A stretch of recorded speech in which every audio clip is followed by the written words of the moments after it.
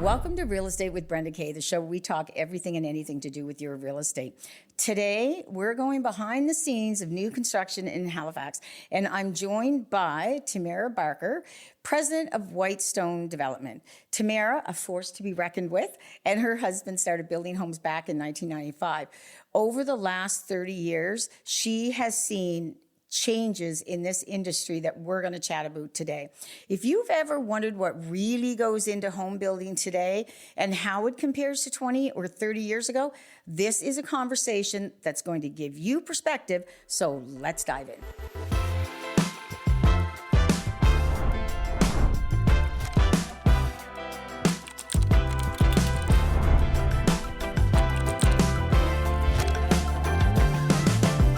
Tamara, welcome to Real Estate with Brenda K. Thanks so much for taking the time. Thank you, Brenda. Yeah, you're welcome. Tamara, you are a powerhouse woman in an industry that is dominated by men.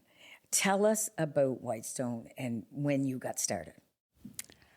We got started in 95, and I'm an Aries, so diamond's my favorite stone. And I wanted to be diamond builders, but there was the diamond builders at the time, so we chose Whitestone. Mm-hmm. And we started with doing custom renovations and custom homes, and then got into the development side. So then along came a development company, and then we had an excavation company back then too. So all the companies started working for each other. Mm-hmm. Plus you are the realtor. Yes. Yeah. Plus, at the time, I was pregnant Wow.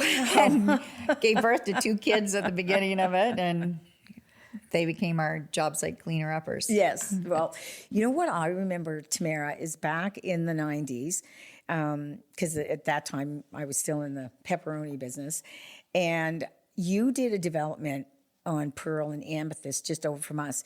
And I don't think the viewers really understand the scope of a development. We were in another one just 2 streets over that my brother-in-law had done. Yep. Doing a development, like, that's major. You're putting in roads, tell us all about that side. Like, that's more than most builders do. Well, I didn't actually get into the trenches, but the contractors did a great job putting in the roads and water and sewer. I will tell you, kind of funny, they reversed the water and sewer on one of the streets. Oh. And on Christmas Eve, we had to go in and reverse it back because we had people literally moving in Christmas Eve. Yeah. So, yeah, things that could go wrong, Yeah. but you just got to be able to Always show up do. and get it done. Yeah. That was a cute little development. I like that. I love that development. The resale is really good in there. No. Excuse me. I've done several deals in there. I think what stood out for me back then is because you had a sign. Yeah. And at the same thing, my kids were little at the time, and I would drive by and I was like, there's a woman. How many other women were in the business at that time? You were in a world of men. Yep. Mm-hmm. Yes, I was. Back then, it was just Susan Bono from Scotia Homes. And me. Yourself. Yeah. That's it. Yeah. She didn't do the real estate side of it. She just did the construction side of it, the building side. Because her dad was a builder. And that's right around, I think, when he started pulling back and letting her come forward. Take over. Yeah. Yeah. Your builds, like, you have your offices out in St. Margaret's Bay. Yep. So from like I said, you're more than just a realtor because you've got your design center, and when people go in, they're going to be dealing with you on the construction side too, aren't they? Yeah, I think that's what people like, that the people they actually meet, like, and talk to and have their phone numbers for are the people that are going to carry the job right through. And the designer that they start with, like whether it's Stephanie or one of the girls, that is the person that's going to take them to handing over the keys at the final. So I find sometimes the companies are so big that you're telling Fred you want this, and then Fred forgets to tell Betty to order that, and somewhere it gets lost in the communication. Yeah.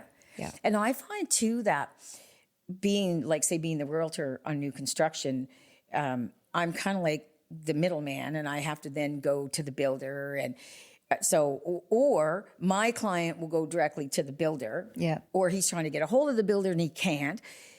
You solve all that. in Yeah. your company because they get your cell phone number. You're the builder you can answer. They want to call you on a Saturday. Yeah. Because you and I both know when someone's building a house, it doesn't matter what time of day or night it is. No, they It's call. important. They Yeah. want to talk to us. Because we could be doing 10 homes, but that is the only home they're doing. That's right. So that's why I have to keep reminding the guys, like, it's 8 o'clock Sunday morning and I'm getting ready for church, but the guys are still asleep probably because it's the only day of the week that they can sleep in. Yeah. And they're like, don't they know? And I'm like, it's urgent to them. But I tried to tell people, like, if they could just save it till Monday morning, because peppering us with one question on Saturday and one question on Sunday. So I've taught a lot of them how to do the scheduled emails. Yeah. And then save them up and Save them up and then set it to go out 8 o'clock Monday morning, because a lot of the times we have to be in front of our computer to look at the plan, or we have to go see the POs and see what was ordered and see if there's still time to change it. Like we had one last week where they wanted to put in a bigger stove and the kitchen was set to be delivered. And I had to take out a full bank of drawers and make a smaller bank to make the 46-inch stove work. So now we have 46-inch stove. yeah, it's a massive stove. It's gas stove. But so I can't answer that from my home or in the truck. So that's why I kind of said, if you really want the right answer, put it in an email. And then when we get in front of the computer, we can get the answer and get back to you. And look it up. Yeah, So, and look it up. yeah. Now, how have the homes changed over the years that what did you start building? I mean, I know it was on Amethyst, but describe to our viewers what type of homes are you building? Georgian 2 stories, split entries, 2,600 square feet was huge. Yeah. No finished basements back then. Really? Even in the Yeah. split entry? Like I can see that in in a a split two-story. entry. Oh, there they would were finished be, in a split entry. In the 2-story, they wouldn't. Okay. All right. There was no granite countertops. Like they were No. 269ers. 269ers. Those split entries on Wow. Pearl were 269 back in the day, and the Georgian 2 stories without garages could be 249 to 279 with a garage. You were still under 300. Now I have one coming out tomorrow, on Sherwood, actually, right Okay, around the right around corner. the corner. And it's coming on for $650,000, and he paid under 3 for it. Oh my God! Yeah. It's beautiful. I mean, he's updated a lot. I mean, Yeah. he's changed a lot in the home, but it is. Another question that, we'll often use the term spec homes and custom homes, pre-sold, So tell us the difference, because with Pearl and Amethyst, a lot of those were spec homes. You built them, you sat in them. Yeah, and sold them. But if people came along while they were under construction, we usually took it to the roof tight stage, and then they could pick their flooring, cabinets, paint, and lights, those 4 things. Custom home is they come in from the ground. They're on the site when the excavator's digging. We position the house so they can get the sunrise in the master bedroom and the sunset in the living room. Like they're every angle of that house, the doorknobs to the hinges to in-floor heat in the master, or solar panels, or we've put stripper poles in houses. They're that custom. Yep, that was something else. Oh my! That was a topic God. of conversation on the sites, let me tell you. Oh, that is hilarious. Yeah. I can just imagine some of the things that you've seen. Oh my God, it's funny, and you gotta calm the guys down. And see, that's kind of the thing being in the man's world. It doesn't feel like it in my world because it's been so long. Like it's 30 years. Yeah. So I'm just one of the guys. So when I told my daughter I was coming on the podcast, she was like, just don't say the F-bomb, Mom. But the thing is, I get so used to talking that way with the guys all day. Right. Because if you don't talk like them, you don't get attention. That's right. So usually when I'm with them, I'm one of the guys, and nobody knows the difference. They don't actually. I think I've been around so long, they don't notice. They don't even think of it. And we have a lot more women in the trades now. Like we have female painters, we have female plumbers, we got female framers. Like it's a lot more prevalent. Yeah. I think too, Tamara, when you go on set and you see something, construction. You know when something's at a plumb. You know when something isn't done right. And the men know. And they know. They are not working with a novice here. Yeah, you're not getting a pastor. We better fix that. Yeah, exactly. Yeah. What about trades right now, Tamara? What are you finding? Do you have some trades that you've had for a long time? Oh, some yeah. Trades? Yeah, some of them have been with us 20 plus years. Yeah. The ones that we've lost have kind of retired, or we tried them a couple of times. Like framers, we've got some good framers right now, but we've went through a few framers that were just starting out and they just didn't adhere to the energy efficient side of things and weren't doing it the way we wanted it done. And so they went by the wayside. But we're having real struggles with the roofers, bricklayers. Like our bricklayer is 65. Like So that's the problem we're going to run into. Wow. All of our guys are 50 plus. Yeah. We have 2 young guys we just took on with their red seals. But other than that, the average age, we did it a couple of months ago, was 56. Yeah. And like our foundation guy, he's in his 60s too. He's been with us forever. Is that Greg? That's Paul at Jupiter. Oh, okay. Yeah. Yeah. So cement guys, same thing. Like our floor finisher, they're all getting up there, and I don't see who's coming behind them to replace them. No. I don't. I think there's going to be real shortage. Yeah, Greg's our electrician.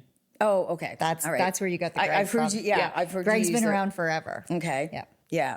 So what about land availability right now? There Is that none. okay? Yeah. That's at a premium. Yeah. We're looking at another project, but we've got to leave HRM to do it. You want them to do the development, you mean? No, we got to leave outside of HRM. Oh, I see what you're saying. So tell us about the one what we've been doing right now is just buying things, tearing it down, like down in Boodler's Point. We tore down that cottage and put up 3 oceanfront homes. That's kind of what we've been doing, kind of infilling here and there. But our last development, Thistle Grove, we're down to the last 3, and that's it. Yeah. Do you find that a lot of the developments that are going on, they're really dealt with just a couple companies, and you can't get in there? And usually they're related to the developer. Yes. So he's feeding his own. And so the thing is sad about that, even though I want to be building in there, is that the clients don't get a choice because they're not doing any custom builds. This is the way it is. This is what we're building. Yeah, you get a choice between a white kitchen, an oak kitchen. Yeah. That's it. Or you get a choice between these 3 floorings. They don't really get to customize their home. And I think the energy efficiency side is not being paid attention to as much. Yeah. And since we lost our rebate, remember back in the early 2000s, we had that the HST rebate, and it was huge. Loved it. It was huge. People loved it. Yeah. We had houses going left, right, and center. And we were closing them without flooring, for God's sakes, trying to meet the deadline to get the. I was with Savvy Home. I was selling for Savvy Homes then, and it was just like all of a sudden new construction. Boom. That was it. Yeah. Yeah. It took the cost, because at the time the costs, were around $300,000. So you were getting $7,000 or $8,000 back on your HST taxes, rebate. on your rebate. Yeah, and that is the only way that I've seen in the last 30 years that the rebate actually worked. All this nickel and diamond, and you get this back, and you get that back, and you can do this on your taxes. People don't care about what you can do on your tax. It's way too complicated for. Yeah, they want They want money, to see it on the closing day in their hand. So we gave them the rebate back, and then we got it Yeah. when we did the paperwork. Yeah. What are some of the changes that you've seen in the construction industry? Like, I know in 2010 there were major code changes. What about, are there been any other major changes in the industry? Oh, there was code changes like 2 years ago. Like now every door in the house got to be 36 inches. Oh, see, I didn't realize that. Well, we were doing lever handles for a while because back in the day, I was the president of the home builders, and we were going to Ottawa for all of our meetings.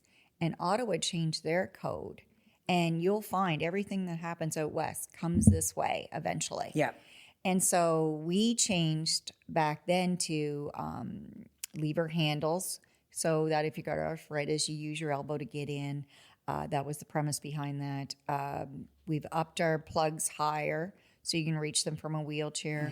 We've lowered our switches so you can reach them from a wheelchair.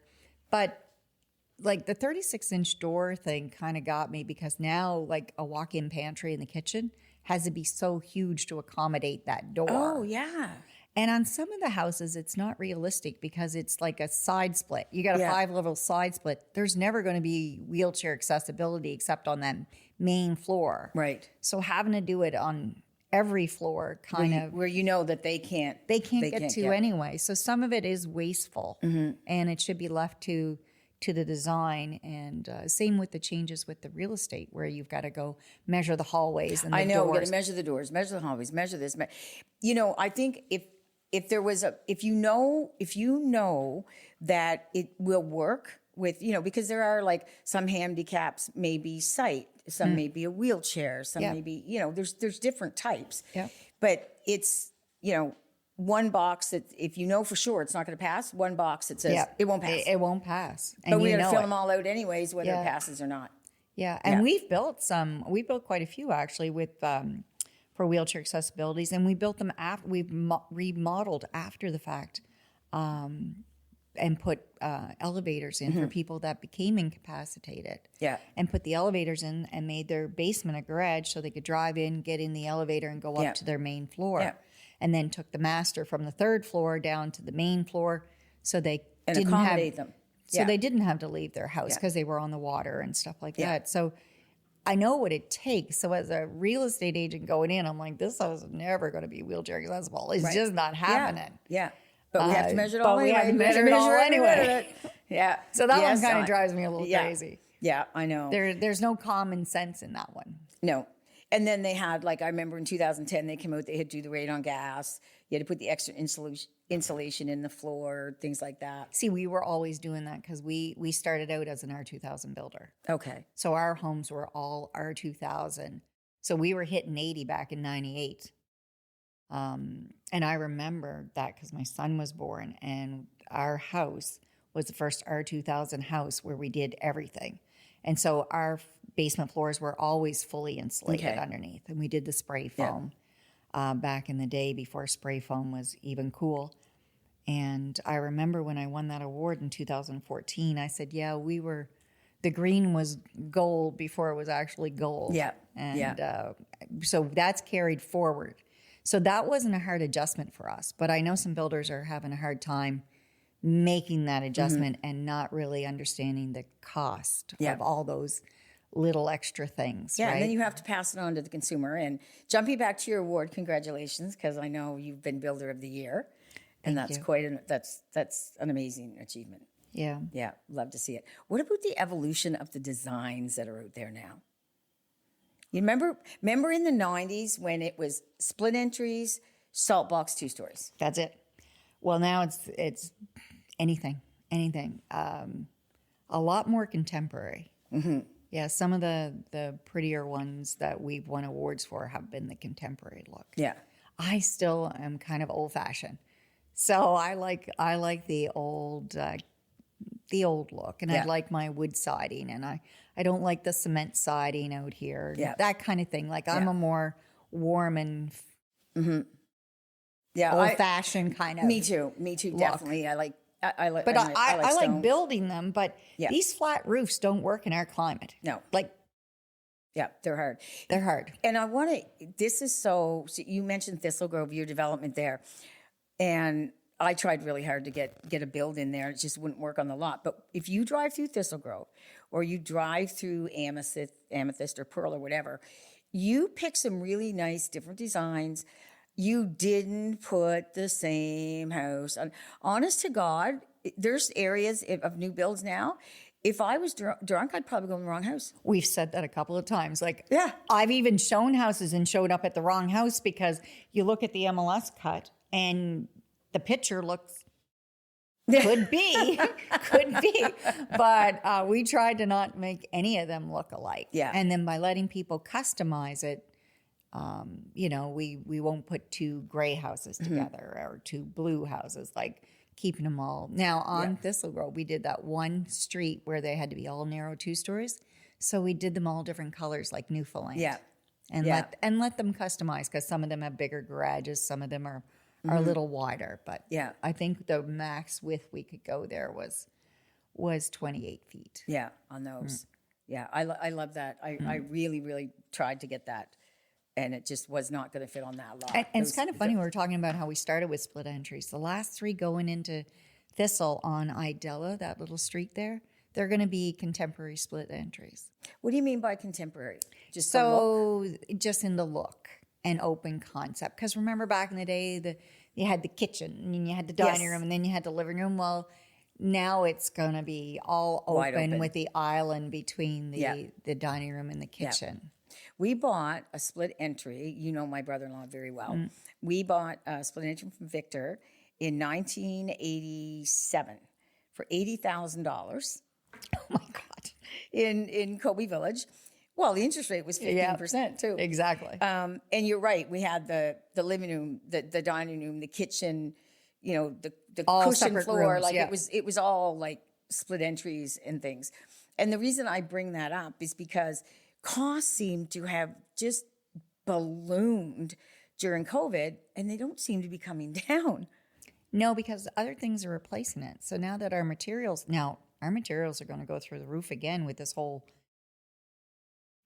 our oil, because know. a lot of our materials take oil, transportation, all that. So it's coming again. Oh, So if you want to buy a house, buy it now.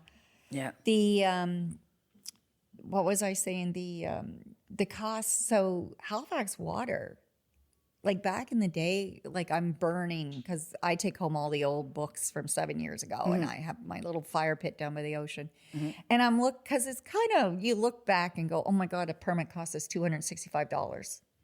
The biggest permit so far that I burnt from was $2,300. But now they're like $13,000, $14,000 for a building permit. Wow. Well, even there was a piece of property that could be developed on a street in Dartmouth, but the water would have to be extended. Now, You got to the go into the water street. needs to be fixed on that street anyways. Yeah. So Halifax Water said, well, if you want us to do this on that lot, you have to pay for us to go down that whole end of the street. Yep. That's not fair, Nope. No. because you're paying to fix water in front of other people's houses. We could have another podcast on Halifax water. Oh, yeah. I'm sure we could. I'm sure we could. Yeah. Yeah. Because they're doing their infrastructure off the backs of new construction. Yeah. Like it's a $4,800 fee, and they call it an infrastructure charge. But when we go in and do the development, we put in all the water and sewer. It's brand spanking new. Yeah. So they're not going to have to do anything in our new developments for years.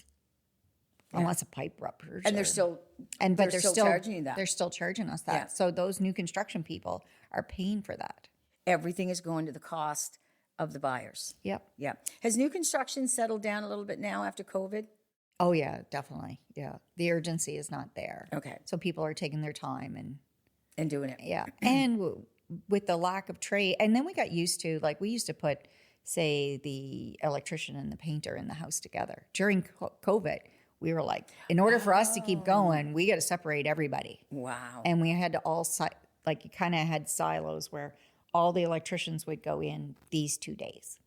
And then we go in and sanitize.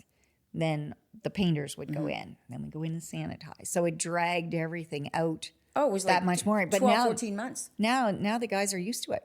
They don't want to go in. Yeah. Because if they still get sick, their whole crew gets sick. Yeah. What is your build time now? We're back down to about 8 months now. 8 months. Yeah. Yeah. When I first started selling real estate, 18 years ago, they were doing them in 4 months, a new home. Yeah. Back on Amethyst and Pearl, it was 4 months. 4 months. And we had lots of trades back then. Like that has been the difference. Yeah. When you got to wait for your electrician, or your kitchens take 6 weeks versus 2 weeks. Yeah. Well, how many tradespeople were boomers? A lot. A lot. A lot. Yeah. And those boomers are getting out of the industry. Yeah. And rightfully so. Like, every time one of them, I just lose it when they say they're going to retire. I'm like, not yet. Just hold on. I don't have another plumber yet. I don't have another plumber. I'm not ready just yet. You can't do it. Yeah, we got to all go together. Yeah. But when it happens, when they start leaving, then it's going to be Yeah. a problem. Yeah, I'm not sure what we're going to do here. We do have a lot of new to Canada coming in. That are some tradespeople that have filled some holes there. We're going to, like, you and I can sit here and talk about new construction for All day hours. long. What's a piece of advice, Tamara, before we sign off, that you would give someone if they're considering a new construction and trying to find a builder? I would say interview your builder, obviously, because personalities are a big thing. A lot of people would go for, oh, I sent it out to 3 builders and this one is $5,000 cheaper or whatever. But they're Bob and Ted in their pickup truck. They don't have an office. They don't have the design crew. And yes, those things cost you money. But if something goes wrong, you want to be able to go and find your builder, knock on his door, and say, I got a leak. Right. Right? Because leaks happen. Yeah. Shit happens. Like, we've had a lot of freezing lately. So, Know who you're dealing with. Know who you're dealing with, Yeah. and have some recourse, and definitely make sure that they're registered with the home builders. They're registered with New Home Warranty. Yeah. There is another warranty company, but it's anybody can buy it. So if anybody can buy that warranty, then what makes your builder any different than Bob and Ted in their pickup truck? Yeah, exactly. Yours is the Atlantic Home Warranty, Yes. which you have to be a member of, right? And you have to earn that. You have to earn it. You have to provide your workman's comp. You have to provide your liability insurance every year. You have to sign a code of ethics every year. And you have to do ongoing courses. So every time the code changes, you have to do the courses. And they have a lot of professionalism courses too for new builders getting in that I would, when builders reach out to me and say, this is what I want to do, that's where I funnel them. Yeah. And it's important to Google the builder, whether it's, Google or the Better Business Bureau, but really look into, I'm going to leave it with one last thought here, is because I've seen your operation. When someone can go into a builder like yourself, you have the team, you and your partner, Andrew, you've got your designers, you've got your subs, you're like a well-oiled machine. I think that's really important for people to know. How long have you been building? Exactly. And how many? Like, we're over 1,000 now. Wow. So it kind of adds up after a while. But it's also the confidence that they know what they're doing, because this is your biggest investment. So you really want your 700-800, we're doing one right now, it's 1.4. Do you want that kind of investment? 1.4 million, wow. Yeah. And do you want to put all of that into it, and you're going to focus on the granite countertops and not what's under the slab? So you can't go in your basement because your floor is so damn cold. Do you want somebody that's going to walk you through and say, you know what, I wouldn't do that because of this, but I would do that, which will get you the same what you're looking for, right? And if you want to do the contemporary flat roofs, how about we put a little pitch on it? Still looks flat from the ground, but we'll put a little pitch on it because our snow load. I don't even want a flat one. So, well, like I said, we could talk for hours. I hope you'll come back because I want to talk more about design trends, and we're running out of time here today. So thank you so much for coming in. Thank you for having me. This was actually easier than I thought. I love it. I love it. I'm having a ball. Okay. Yeah. So after 3 decades in this industry, one thing is clear. Building a home today is very different than it was in 1995. Codes are stricter. Timelines are longer. Costs are higher.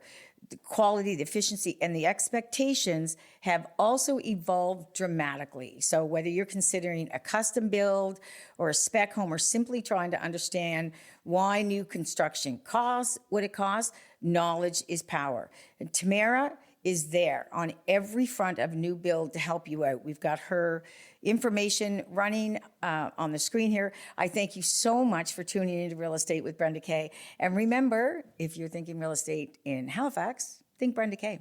Cheers.